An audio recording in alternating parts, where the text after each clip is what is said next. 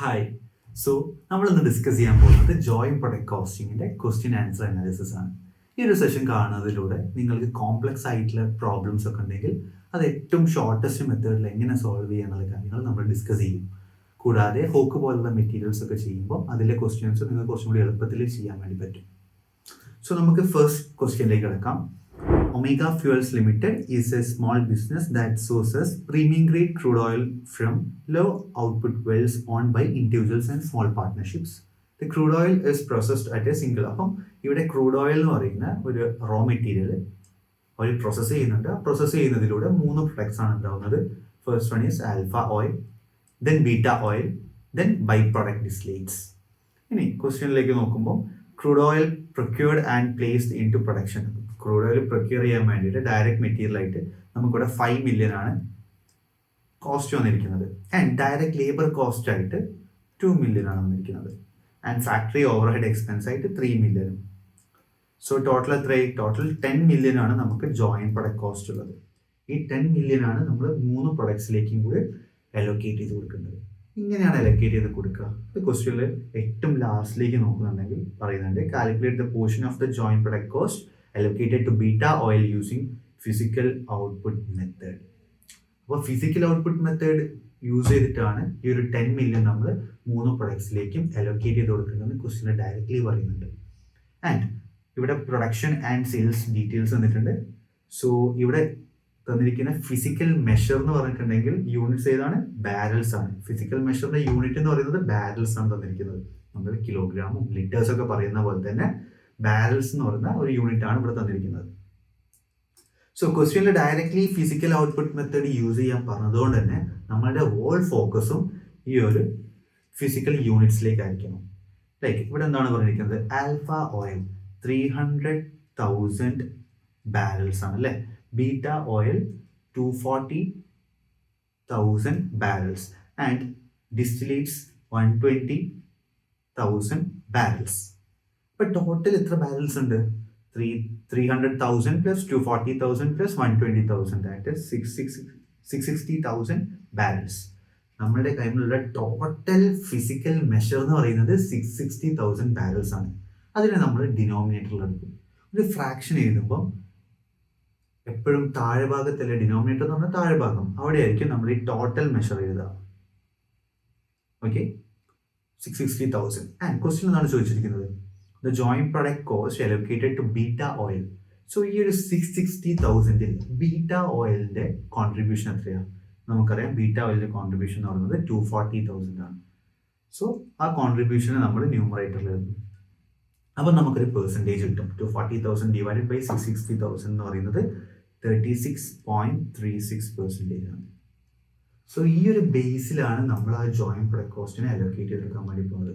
എന്ന് വെച്ചിട്ടുണ്ടെങ്കിൽ total physical മെഷറായ 660,000-ൽ 36.36% ആണ് ബീറ്റ ഓയിലിൻ്റെ കോൺട്രിബ്യൂഷൻ എന്ന് പറയുന്നത്. അങ്ങനെയാണെങ്കിൽ ടോട്ടൽ ജോയിന്റ് പ്രൊഡക്റ്റ് കോസ്റ്റ് ആയ 10 million-ന്റെ 36.36% ആയിരിക്കും നമ്മൾ ബീറ്റ ഓയിലിലേക്ക് അലോക്കേറ്റ് ചെയ്ത് കൊടുക്കുക. അപ്പോൾ 10 million-ന്റെ 36.36% എന്ന് പറഞ്ഞെങ്കിൽ $36,363. വളരെ എളുപ്പമായിട്ട് നമ്മൾ ഈ ഒരു പ്രോബ്ലം സോൾവ് ചെയ്തില്ല. സോ നമുക്ക് നെക്സ്റ്റ് പ്രോബ്ലത്തിലേക്ക് പോകാം. Valtrox company processes duo into 2 joint products big and mini. അപ്പോൾ ഡുയോ എന്ന് പറയുന്ന ഒരു റോ മെറ്റീരിയൽ, ഡുയോ എന്ന് പറയുന്ന റോ മെറ്റീരിയലിനെ 2 പ്രൊഡക്ട്സ് ആക്കി മാറ്റാണ്. ദ ഫസ്റ്റ് വൺ ഈസ് ബിഗും then mini. Big mini and duo is purchased in 1,000 gallons drums for 2,000. അപ്പോൾ ഡുവോന്റെ ഫിസിക്കൽ മെഷർ എന്ന് പറയുന്നത് 1,000 gallons ആണ്. ആൻഡ് ഈ ഒരു 1,000 gallons പർച്ചേസ് ചെയ്യാനായിട്ടുള്ളത് $2,000 ആണ്. ഓക്കെ, ആൻഡ് പ്രോസസ്സിംഗ് കോസ്റ്റ്, ഈ ഒരു ഡുവോനെ പ്രോസസ് ചെയ്യാനായിട്ട് വന്നിരിക്കുന്ന കോസ്റ്റ് എന്ന് പറഞ്ഞിട്ടുണ്ടെങ്കിൽ 3,000 ആണ്. സോ ടോട്ടൽ നമുക്ക് ജോയിന്റ് കോസ്റ്റ് കിട്ടിയല്ലോ. Joint cost is equal to $5,000. ഇനി നോക്കാം, the processing cost is 3,000 to process 1,000 gallons of Duo into ഈ ഡുവോനെ എത്ര 800 gallons ഓഫ് ബിഗും 200 gallons ഓഫ് മിനിയും ആണ് ആക്കിയത്. അപ്പോൾ ബിഗിൻ്റെ ഫിസിക്കൽ മെഷർ എന്ന് പറയുന്നത് 800 ഗാലൻസ് ആണ്. മിനിയുടെ ഫിസിക്കൽ മെഷർ എന്ന് പറയുന്നത് 200 ഗാലൻസ് ആണ്.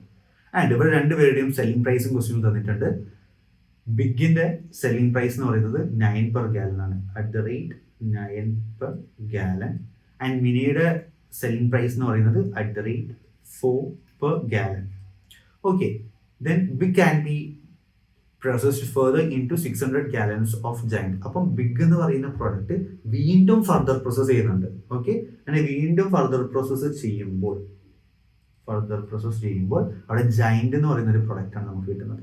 ഓക്കെ, ജൈന്റിന് എത്രയാണ് ഫിസിക്കൽ മെഷർ വരുന്നത്? 600 gallons ഓഫ് ജൈന്റ്. അപ്പം 800 gallons ഓഫ് ബിഗ് വീണ്ടും പ്രോസസ് ചെയ്യുമ്പോൾ നമുക്ക് 600 gallons ഓഫ് ജൈന്റ് കിട്ടുന്നുണ്ട്. ഓക്കെ, ആൻഡ് ഈ ഒരു ഫർദർ പ്രോസസ് ചെയ്യാനായിട്ട്, അതായത് ബിഗിനെ ജൈന്റ് ആക്കാൻ വേണ്ടിയിട്ട് ഫർദർ പ്രോസസ് ചെയ്യാനായിട്ട് നമുക്ക് $1000 അഡീഷണൽ കോസ്റ്റ് വന്നിട്ടുണ്ട്. ഓക്കെ, ആൻഡ് നമുക്ക് ലാസ്റ്റ് കിട്ടിയിരിക്കുന്ന 600 gallons ഓഫ് ജൈന്റിന്റെ സെല്ലിംഗ് പ്രൈസ് എന്ന് പറയുന്നത് 17 per gallon ആണ്. 17 per gallon റേറ്റ്. സോ ഈ ഒരു ചാർട്ട് മനസ്സിലായല്ലോ. ലൈക്ക് ഡുവോ എന്ന് പറയുന്ന ആദ്യം ഒരു പ്രൈമറി ആയിട്ടുള്ള ഒരു റോ മെറ്റീരിയൽ ഉണ്ട്. അത് പ്രോസസ്സ് ചെയ്തുകൊണ്ടിരിക്കുമ്പോൾ അല്ലെങ്കിൽ ആ റോ മെറ്റീരിയൽ വാങ്ങാനായിട്ട് നമുക്ക് $2000 ചിലവ് വന്നിട്ടുണ്ട്. ആൻഡ് ആ ഒരു റോ മെറ്റീരിയൽ പ്രോസസ്സ് ചെയ്യാനായിട്ട് ഒരു $3000 ചിലവ് വന്നിട്ടുണ്ട്. സോ ടോട്ടൽ ജോയിന്റ് കോസ്റ്റ് എന്ന് പറയുന്നത് 5000 ആണ്.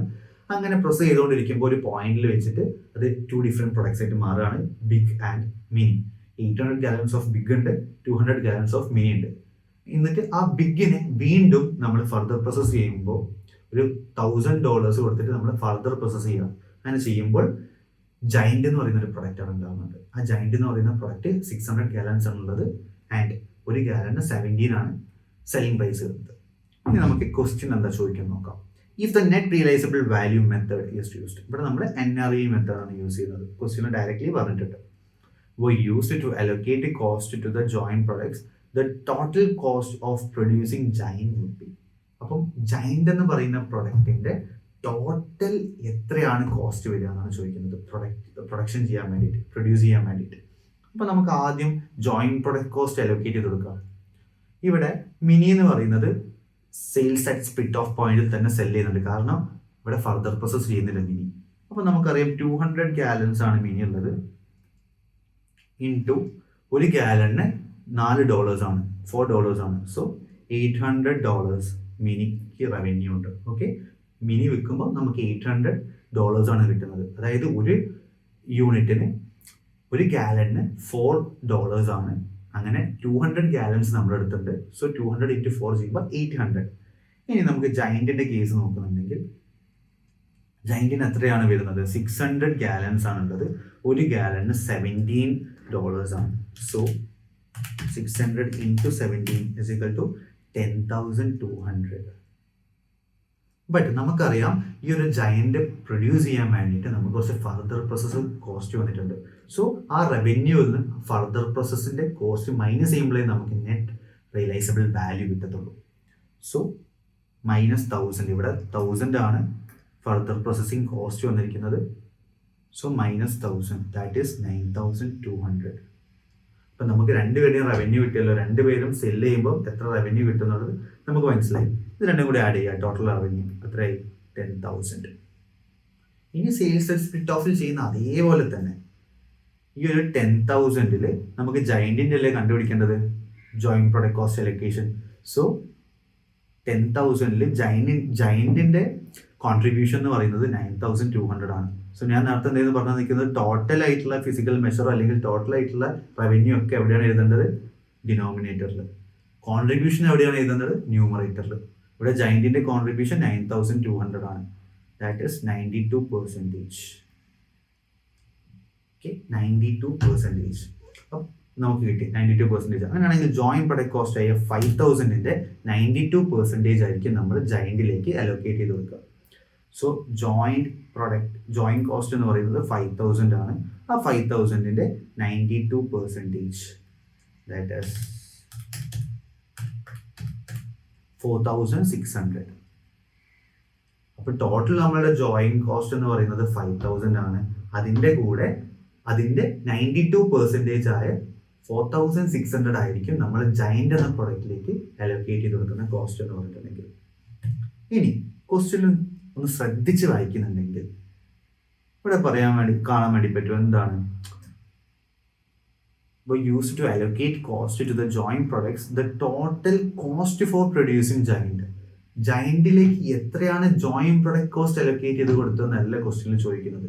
ജയന്റ് പ്രൊഡ്യൂസ് ചെയ്യാനായിട്ട് ടോട്ടൽ എത്രയാണ് കോസ്റ്റ് ആയതെന്നാ. അപ്പൊ അതിൽ എന്തൊക്കെ പെടും? ജോയിന്റ് പ്രൊഡക്റ്റ് കോസ്റ്റിന്റെ അലോക്കേറ്റഡ് എമൗണ്ടും പെടും, ദെൻ സെപ്പറബിൾ കോസ്റ്റ് അല്ലെങ്കിൽ ഫർദർ പ്രോസസ് ചെയ്യാനായിട്ടുള്ള കോസ്റ്റ് അതും പെടും.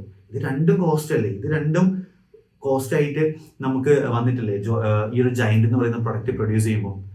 ഡെഫിനറ്റ്ലി എന്തായാലും ജോയിന്റ് പ്രൊഡക്റ്റ് കോസ്റ്റ് കിട്ടും, അതിന്റെ കൂടെ ഫർദർ പ്രോസസ്സിന്റെ കോസ്റ്റും കൂടെ ആഡ് ചെയ്താലേ നമുക്ക് ജയന്റിന് പ്രൊഡ്യൂസ് ചെയ്യാനായിട്ടുള്ള ടോട്ടൽ കോസ്റ്റ് കിട്ടത്തുള്ളൂ. ഇവിടെ നമുക്ക് 1000 ആണ് ജയന്റിന്റെ ഫർദർ പ്രോസസ്സിന്റെ കോസ്റ്റ് വന്നിരിക്കുന്നത്. സോ അതും ഇതിന്റെ കൂടെ ആഡ് ചെയ്ത് കൊടുക്കുക.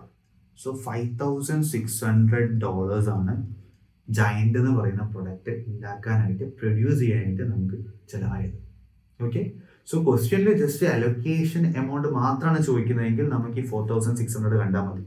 ടോട്ടൽ പ്രൊഡക്ഷന്റെ കോസ്റ്റ് അറിയണമെങ്കിൽ അതിന്റെ കൂടെ സെപ്പറബിൾ കോസ്റ്റ് ഉണ്ട്, അതും ആഡ് ചെയ്ത് കൊടുക്കണം. നമുക്കിനി നെക്സ്റ്റ് ക്വസ്റ്റ്യനിലേക്ക് പോകാം. ഈ company producers alpha and beta through a joint process.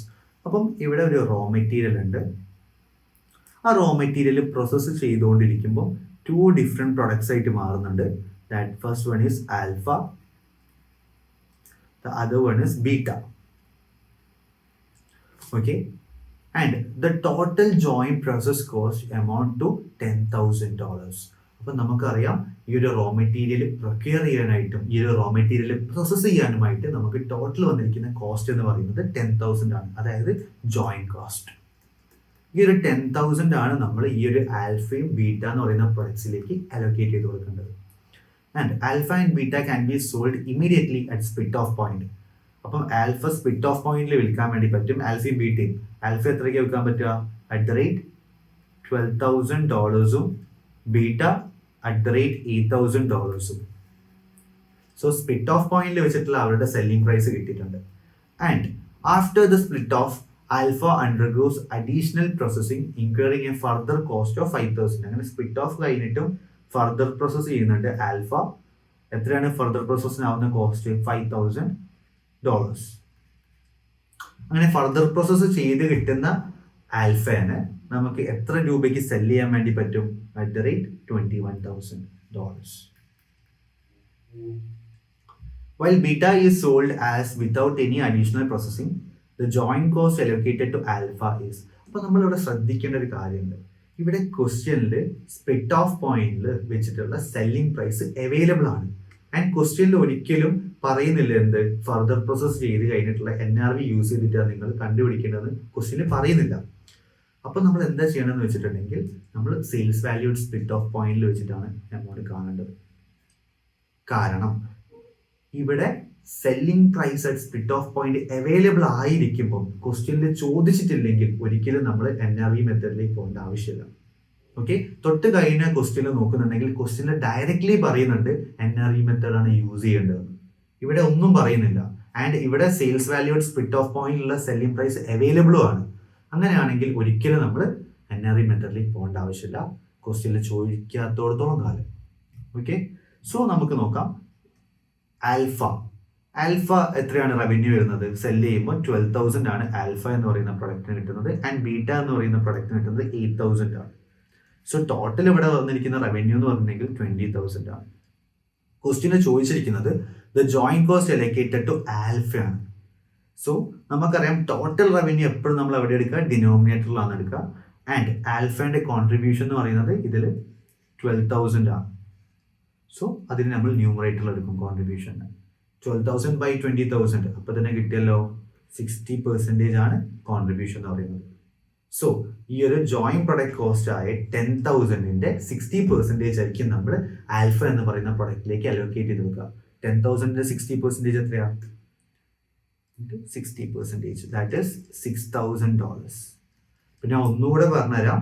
Like ഈ ഒരു ക്വസ്റ്റ്യനിൽ സെയിൽസ് വാല്യൂ സ്പ്ലിറ്റ് ഓഫ് പോയിന്റിലുള്ള സെല്ലിംഗ് പ്രൈസ് അവൈലബിൾ ആയതുകൊണ്ട് തന്നെ ഒരിക്കലും നമ്മൾ NRV മെത്തേഡിലേക്ക് പോകേണ്ട ആവശ്യമില്ല, അൺലെസ് അതർവൈസ് ക്വസ്റ്റ്യനിൽ പറഞ്ഞിട്ടുണ്ടെങ്കിൽ. ക്വസ്റ്റ്യനിൽ പറഞ്ഞിട്ടെങ്കിൽ മാത്രമേ അങ്ങനെ ചെയ്താൽ മതി, അല്ലെങ്കിൽ സെയിൽസ് വാല്യൂ സ്പ്ലിറ്റ് ഓഫ് പോയിന്റിലേക്ക് നമുക്ക് ഡയറക്റ്റ്ലി കാണാം. ഓക്കെ, സംശയമുണ്ട് ഈ ഒരു ക്വസ്റ്റ്യനിൽ ഡയറക്റ്റ്ലി ഇവിടെ പറയുന്നുണ്ട്, തൊട്ട് മുന്നത്തെ ക്വസ്റ്റ്യനിൽ if net realisable value method were used എന്ന് ഡയറക്റ്റ്ലി പറയുന്നുണ്ട്, ഇവിടെ ഒന്നും പറയുന്നില്ല. അപ്പം നമ്മൾ sales value split off point method use ചെയ്താൽ മതി. ഇനി നെക്സ്റ്റ് ക്വസ്റ്റ്യനിലേക്ക് പോകുന്നുണ്ടെങ്കിൽ Timbertech sawmill produces 2 lumber products through a joint milling process. അപ്പം ഇവിടെ ഒരു റോ മെറ്റീരിയൽ ഉണ്ട്, റോ മെറ്റീരിയൽ 2 പ്രൊഡക്ട്സ് ആയിട്ട് മാറുന്നുണ്ട്. The first one is SP and the other one is GCT, right? GCT. A typical production run incurs joint cost. അപ്പം നമുക്കറിയാം ഈ raw material procure ചെയ്യാനും ദെൻ പ്രോസസ് ചെയ്യാനൊക്കെ ആയിട്ട് നമുക്കായിരിക്കുന്ന ജോയിന്റ് കോസ്റ്റ് എന്ന് പറയുന്നത് 300,000 ആണ്. Okay, and yields 600 unit of SP. അപ്പോൾ SP എത്ര യൂണിറ്റ് ഉള്ളത്? ഫിസിക്കൽ മെഷർ എത്രയാണ്? 600 unit. 60,000 unit and 90,000 unit of GCT 90,000 unit. Okay, നമ്മൾ ഏതൊരു ക്വസ്റ്റ്യൻ കിട്ടുമ്പോഴും ഇങ്ങനെ ഒരു ജസ്റ്റ് ഒരു ഡയഗ്രമാറ്റിക് ആയിട്ട് വരച്ച് വെക്കുന്നുണ്ടെങ്കിൽ നമുക്ക് മാക്സിമം കൺഫ്യൂഷൻസ് ഒഴിവാക്കാൻ വേണ്ടി പറ്റും. ഇതിപ്പോൾ നമ്മൾ ഒരു പാരഗ്രാഫ് ഒക്കെ വായിച്ച് കഴിയുമ്പോൾ അയ്യോ SP ആയിരുന്നു, CGT ആയിരുന്നു ഈ എമൗണ്ട് എന്ന് പെട്ടെന്ന് കൺഫ്യൂഷൻ വരുന്ന ചാൻസ് ഉണ്ട്. എക്സാം പോലെ അത്രയും എല്ലാവരും ശ്രദ്ധിച്ചിരിക്കുന്ന ഒരു സ്ഥലത്ത് ഇങ്ങനത്തെ മിസ്റ്റേക്സ് വരുമ്പോൾ നമുക്ക് ടൈമും കൂടിയും ലോസ് ആകുമ്പോൾ നമ്മുടെ ഫുൾ കൺട്രോൾ പോകും. അതുകൊണ്ട് തന്നെ ഇങ്ങനത്തെ ക്വസ്റ്റ്യൻസ് ഒക്കെ വരുമ്പോൾ ജസ്റ്റ് ഒരു ഡയഗ്രാമാറ്റിക് ആയിട്ട് വരച്ചു വെക്കാൻ വേണ്ടി ശ്രമിക്കുക. And each SP sells at $2 per unit. അപ്പം at the rate $2 per unit. And GCT എത്രയ്ക്കാണ്? at the rate $4 per unit. Selling പ്രൈസും കിട്ടി. If no additional processing costs are incurred beyond the split off point, the amount of joint cost allocated to SP on a relative sales value basis would be. അപ്പോൾ relative sales value method use ചെയ്തിട്ടാണ് കാണാൻ വേണ്ടി പറയുന്നത്. അപ്പോൾ നമുക്ക് നോക്കാം, SP-ൻ്റെ നോക്കാം. SP എന്ന് പറയുന്നത് 60,000 യൂണിറ്റ്സ് ഉണ്ട്. ഒരു യൂണിറ്റ് സെല് ചെയ്യുമ്പം $2 ആണ് കിട്ടുക. സോ 1,20,000. ദെൻ GCT എന്ന് പറയുന്നത് 90,000 യൂണിറ്റ്സ് ഉണ്ട്. ആൻഡ് ഒരു യൂണിറ്റിന് $4 ആണ്. സോ 360,000. ടോട്ടൽ എത്രയായി? 480 അല്ലേ? 480,000. ടോട്ടൽ റവന്യൂ എന്ന് പറയുന്നത് 480,000 ആണ്. ക്വസ്റ്റ്യനിൽ ആരുടെ കാണാൻ പറഞ്ഞത്? SP-ൻ്റെ ആണ്. സോ ഈ 480,000-ൽ SP-ൻ്റെ കോൺട്രിബ്യൂഷൻ എത്രയാണ്? 120,000 അല്ലേ? സോ ടോട്ടലായ 480 നമ്മൾ ഡിനോമിനേറ്റർ സൈഡിൽ എഴുതും.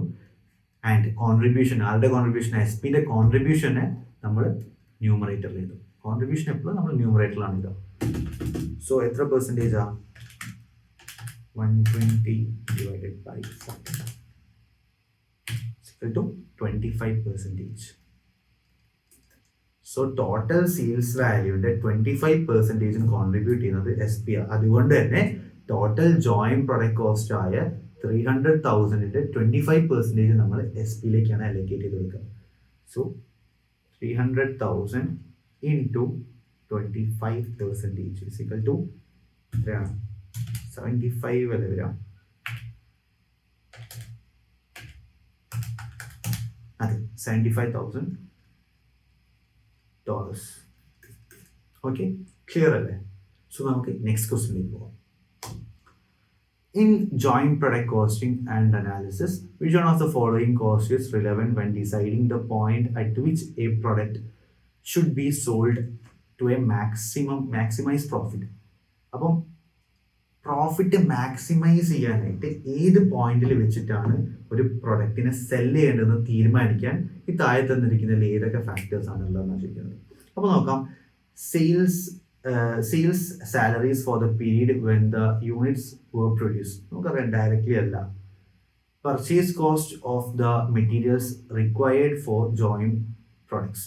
അപ്പം ഏത് പോയിന്റിൽ വെച്ചിട്ടാണ് വിളിക്കേണ്ടതെന്ന് പർച്ചേസ് കോസ്റ്റ് നോക്കിയിട്ടാണ് നമ്മൾ എടുക്കുക. പർച്ചേസ് കോസ്റ്റ് എന്ന് പറഞ്ഞാൽ എന്താ? റോ മെറ്റീരിയൽ അക്വയർ ചെയ്യാൻ നേരത്തുള്ള കോസ്റ്റ്. ആ കോസ്റ്റ് ഒരിക്കലും നമ്മൾ പ്രോഫിറ്റ് മാക്സിമൈസ് ചെയ്യാൻ വേണ്ടിയിട്ട് എപ്പോഴാണ് സെല് ചെയ്യേണ്ടതെന്ന് തീരുമാനിക്കില്ല. Then joint cost at split off point. Split off പോയിന്റിൽ ജോയിന്റ് കോസ്റ്റ് ഉണ്ടാവും. അത് ആ പോയിന്റ് സ്പ്ലിറ്റ് ഓഫ് പോയിന്റിൽ സെല് ചെയ്താൽ അത്ര എമൗണ്ട് കിട്ടും. പ്രോഫിറ്റ് മാക്സിമൈസ് ചെയ്യാൻ വേണ്ടിയിട്ട് തീരുമാനം എടുക്കുന്നത് ഹെൽപ്പ് ചെയ്യും ഇല്ല. ആൻഡ് സെപ്പറബിൾ കോസ്റ്റ് നോക്കുന്നുണ്ടെങ്കിൽ നമുക്കറിയാം സെയിൽസ് വാല്യൂ ആയിട്ട് സ്പ്ലിറ്റ് ഓഫ് പോയിന്റ് നമ്മൾ ചെയ്യുന്നുണ്ട്.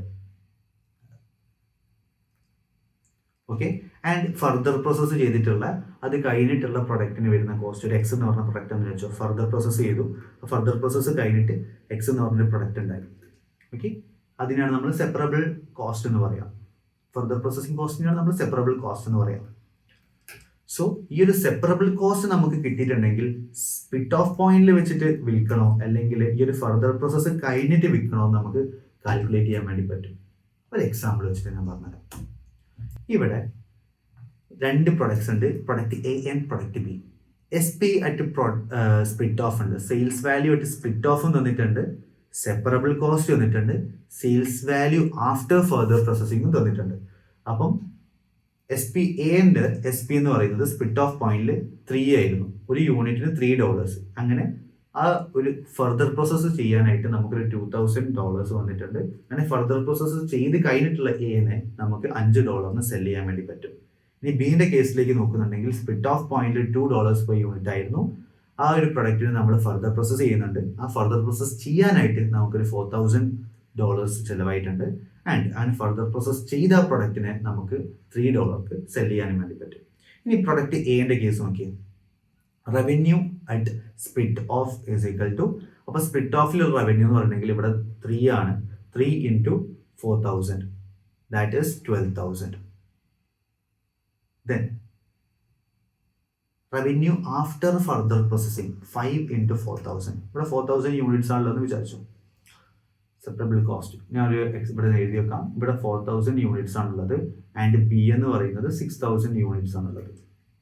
അപ്പം 4,000 into 3 12,000. Revenue after further processing എന്ന് പറയുന്നത് ഒരു യൂണിറ്റിന് 5 ആണ് വരുന്നത്. So 5 into 4,000 that is 20,000. And incremental cost for further പ്രോസസ്സിംഗിനായിരിക്കുന്ന കോസ്റ്റ് എന്ന് പറഞ്ഞിട്ടുണ്ടെങ്കിൽ 2,000 ആണ്. ആൻഡ് ഇൻക്രിമെന്റൽ റവന്യൂ എന്ന് പറയുന്നത് നമുക്കറിയാം ഈ ഒരു ഫർദർ പ്രോസസ്സ് ചെയ്ത് കഴിഞ്ഞിട്ട് കിട്ടുന്ന കോസ്റ്റിൽ നിന്നും സ്പ്ലിറ്റ് ഓഫ് പോയിന്റിന്റെ കിട്ടുന്ന റവന്യൂ നമ്മൾ മൈനസ് ചെയ്തിട്ടുണ്ടെങ്കിൽ നമുക്ക് ഫർദർ പ്രോസസ്സ് ചെയ്തിട്ട് കിട്ടുന്ന പ്രൊഡക്റ്റ് വിൽക്കുമ്പോൾ ടോട്ടൽ 8,000 ആണ് ലാഭം ഉണ്ടാവുക. പക്ഷെ അതിൽ നിന്ന് നമ്മൾ എന്ത് ചെയ്യണം, സ്പ്ലിറ്റ് ഓഫ് ഫർദർ പ്രോസസ്സിനായിരിക്കുന്ന കോസ്റ്റ് ലെസ് ചെയ്യണം. അങ്ങനെ ലെസ് ചെയ്യുമ്പോൾ 6,000 ആണ് നമുക്ക് നെറ്റ് ആയിട്ടുള്ള ബെനിഫിറ്റ് ഉണ്ടാവുക. മനസ്സിലായിട്ടില്ലെങ്കിൽ ഒന്നോടെ പറഞ്ഞുതരാം. ഇവിടെ സ്പ്ലിറ്റ് ഓഫ് പോയിന്റിൽ സെയിൽ ചെയ്യുമ്പോൾ $12,000 ആണ് നമുക്ക് കിട്ടുക. ആൻഡ് ഫർദർ പ്രോസസ്സ് ചെയ്ത് കഴിഞ്ഞിട്ട് ഒരു യൂണിറ്റിന് $5 വെച്ചിട്ട് സെല് ചെയ്യാൻ പറ്റുന്ന പ്രൊഡക്റ്റ് ആകുമ്പോൾ നമുക്ക് അവിടെ സെല് ചെയ്യുമ്പോൾ $20,000 ആണ് കിട്ടുക. ഓക്കെ, സ്പ്ലിറ്റ് ഓഫ് പോയിന്റിൽ വെച്ച് വിൽക്കുമ്പോൾ 12,000ഉം ഫർദർ പ്രോസസ്സ് കഴിഞ്ഞിട്ട് ആഫ്റ്റർ ഫർദർ പ്രോസസ്സ് കഴിഞ്ഞ് വിൽക്കുമ്പോൾ 20,000ഉം ആണ് നമുക്ക് സെയിൽസ് വാല്യൂ കിട്ടുക. അപ്പോൾ എത്രയുടെ ഡിഫറൻസ് ഉണ്ട് ശരിക്കും? 8,000 ഡിഫറൻസ് ഇല്ലേ ഫർദർ പ്രോസസ്സ് ചെയ്യുന്നതിലൂടെ?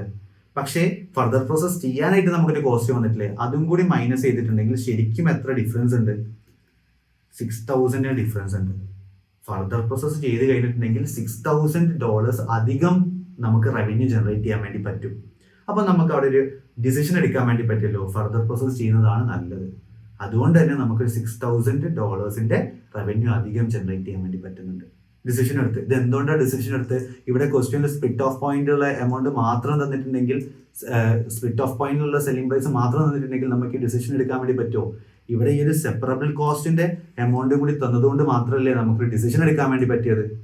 ഓക്കെ, ഇനി അടുത്ത പ്രൊഡക്റ്റ് ബിന്റെ നോക്കാം.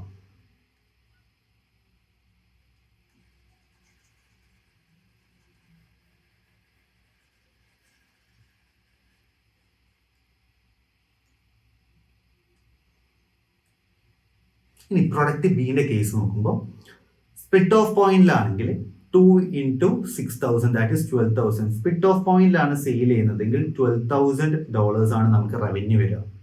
ആൻഡ് ആഫ്റ്റർ ഫർദർ പ്രോസസ്സിംഗ് ആണ് ചെയ്യുന്നതെങ്കിൽ 3 per യൂണിറ്റ് ആണ് വരുന്നത്. അപ്പം 6,000 യൂണിറ്റ്സ് ആണത്. ആഫ്റ്റർ ഫർദർ പ്രോസസ് ചെയ്തിട്ടാണ് നമ്മൾ വിൽക്കുന്നതെങ്കിൽ നമുക്ക് വരുന്ന റവന്യൂ എന്ന് പറഞ്ഞിട്ടുണ്ടെങ്കിൽ $3 into 6,000 unit that is 18,000 unit. അപ്പൊ നമുക്കറിയാം ഇവിടെ എത്രയുടെ ഡിഫറൻസ് ഉണ്ട്?